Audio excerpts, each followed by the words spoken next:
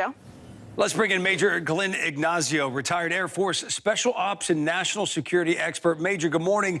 Zelensky himself has been on damage control since Friday's meeting, emphasizing that he is still willing to sign a rare earth minerals deal with the White House. Major, he had two choices on Friday. Show up, wear a suit, don't wear a suit, but show up, sign the deal, and start the process of possibly ending the war in Ukraine. He chose the latter, to show up with a manila envelope showing pictures and telling the world what we already knew about how bad Putin was and the damage in Ukraine. Why do you think he chose the latter?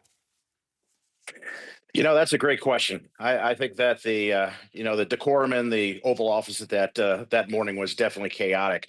Why did he choose to particularly grandstand like that? I think it may be one of these things to try to bring Trump to the point of saying, hey, Russia invaded Ukraine. Yes, that's true, but we've always seen those words being a little bit different on the international world, at least opinion, and there's a reason for that.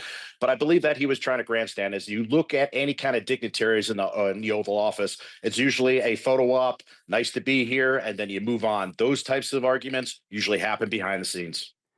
Yeah, and he had no other place to go, correct me if I'm wrong, Major, except overseas. UK Prime Minister Keir Starmer signing off on a $2.8 billion deal with loans to Ukraine, the first part of his four-part plan for peace. Do you think he got over there with the European leaders and said, listen, privately behind the screens, listen, you had one job to do. All right, we're going to support you and we're going to give you money and loans and things like that. But it doesn't start without the support of the U.S. It all begins with the U.S. So go back over there, go on camera and tell the world that you're willing to do whatever it takes because you blew it that first time around. In all honesty, I expect that. I mean, you hear opinions back and forth. Different people have different views, of course. But if you look at the security of Ukraine, right now you're looking at the United States 3 times more than the next country as far as the donations of both dollars and equipment. And really, with the communications being taken care of by Starlink, there's so many things that would be detrimental to the war in Ukraine. And in all honesty, Trump wants those people to stay alive and the killing to stop. And I think that there'll be support until that point. But he's the best person right now, and I mean that apolitically, to negotiate with Putin to try to bring him to the table. It's been 3 years, and now we're finally seeing the EU step up. That's great. But where were they before? And I believe that's Trump's point. A lot of people, especially Republicans, are saying, hey, this deal doesn't happen or shouldn't happen unless Zelensky resigns. What does that entail? Because if he resigns now, then there's voting, then we got to wait for a new leader to come in, sign the rare earth minerals deal. How does that work? And is it even possible? Because we know Zelensky has told the media, hey, I'll do whatever it takes for peace.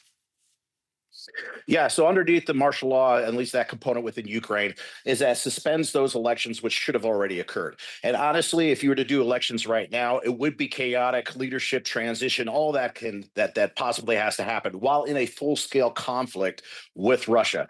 That'd be the worst thing as far as the stability of Ukraine and really put things up.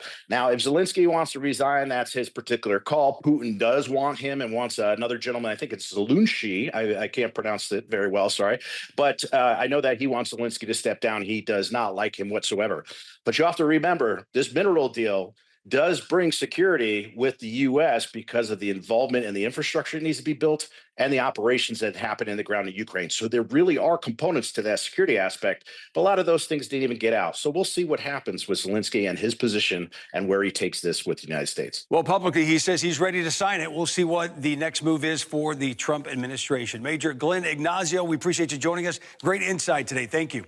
Fanchon?